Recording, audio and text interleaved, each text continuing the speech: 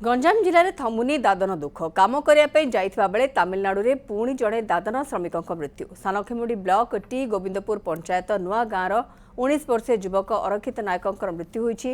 अरक्षित तमिलनाडु को श्रमिक भाव काम करने बेले सेठारे करेन्ट लगी मृत्यु होइथिबार सूचना आसी। अरक्षित परिवार एकमात्र से रोजगारिया पुओ होइथिबा बेले तांकर मृत्यु खबर शुणी परिवार संपूर्ण भांगी पड़िछन्ति।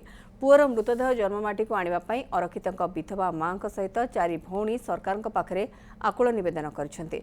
अन्यपटे गरीब परिवार होइथिबारु सरकारी सहायता जोगाई देबा पई स्थानीय अंचलवासी दाबी करिछन्ति।